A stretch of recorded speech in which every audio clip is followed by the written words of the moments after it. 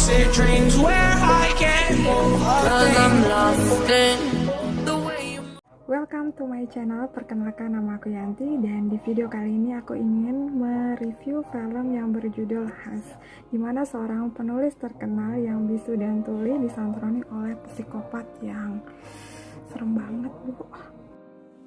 Tokoh dalam cerita film ini adalah Mehdi. Dia adalah seorang penulis buku yang terkenal, tetapi sayangnya dia tidak dapat mendengar dan juga berbicara sejak usia 13 tahun dikarenakan penyakit meningitis.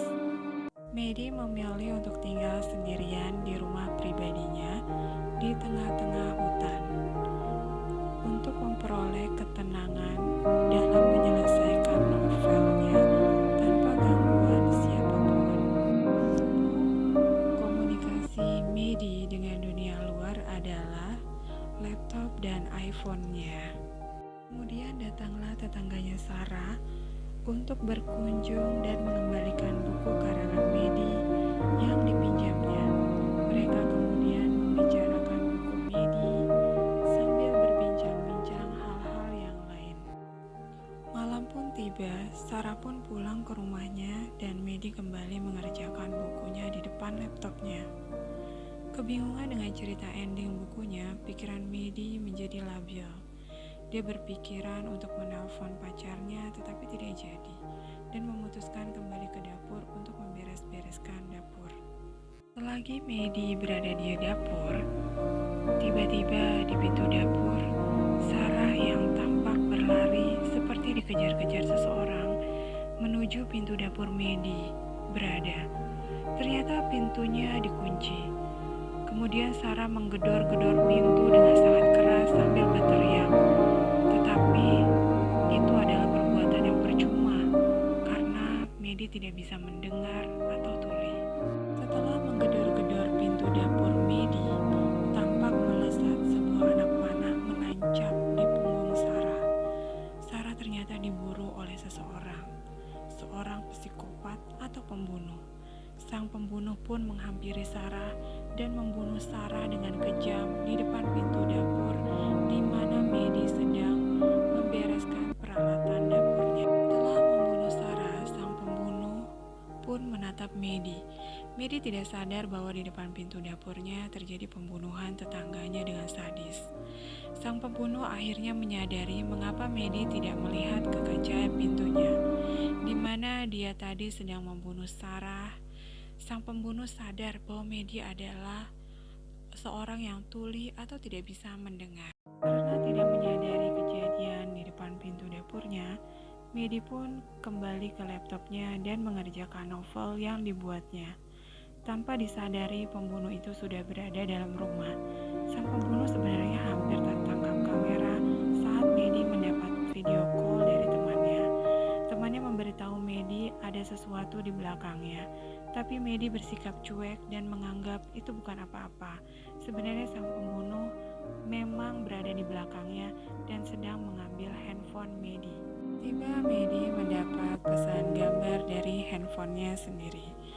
Kagetlah dia setelah melihat foto-foto yang dikirimkan dari HP-nya sendiri, yaitu foto dirinya sendiri yang diambil dari jauh pada saat dia mengerjakan novelnya. Dia pun lalu menyadari ada seseorang di rumahnya. Dia pun segera berdiri, matanya berkeliling mencari-cari, dan dia pun menemukan sang pembunuh yang sedang menatap dirinya dari luar sambil memegang handphonenya. Dia kemudian segera berlari untuk menutup semua pintu-pintu di rumahnya. Tapi tampaknya walau sang pembunuh menuju pintu ke pintu, dia terlihat belum mau memasuki rumah Mehdi. Dia lalu segera mencoba menelpon polisi melalui laptopnya. Tapi sayang, sang pembunuh pun mematikan listrik di rumahnya dari luar. Jadi memberi pesan di kaca kepada pembunuh, dia tidak akan cerita. Karena dia pun tidak melihat wajah sang pembunuh yang menggunakan topeng. Tetapi ternyata sang pembunuh malah membuka topengnya dan memperlihat wajahnya kepada Mehdi. Si pembunuh menyuruh Mehdi untuk membaca bibirnya. Dia mengatakan pada Mehdi bahwa dia bisa masuk kapan saja dia mau, tapi dia tidak mau masuk dahulu sampai pada waktunya di saat Medi sudah mempunyai keinginan untuk mati. Pembunuh pun menakut-nakuti Medi dengan membawa mayat Sarah dan mengetuk-ngetukkan tangan Sarah ke kaca jendela rumah Medi. Kekasih Sarah yang bernama John datang ke rumah Medi untuk mencari Sarah. Tetapi sayangnya John bertemu dengan si pembunuh dan si pembunuh berhasil mencegah John untuk menelpon polisi. Bahkan si pembunuh berhasil membunuh John yang berbadan besar tersebut. Medi merasa makin terdesak dan frustasi dengan situasi yang terjadi. Setelah membunuh John, kekasih Sarah, sang pembunuh pun berkata kepada Medi bahwa dia akan masuk ke dalam rumah. Tetapi kali ini Medi sudah muak. Dia memutuskan untuk menghadapi sang pembunuh dan menantangnya untuk masuk dan membunuhnya. Setelah menantang sang pembunuh, Medi membuat kata-kata terakhirnya yang ditujukan kepada ayah dan ibunya di laptopnya tersebut. Kemudian Medi menuju kamar mandi dan menunggu sang pembunuh datang. Menatap pintu kamar mandi dengan pandangan yang melemah karena banyak kehilangan darah. Tapi sang pembunuh ternyata tidak masuk lewat pintu depan, melainkan dari atap dan muncul di belakang Medi yang bersandar di batap.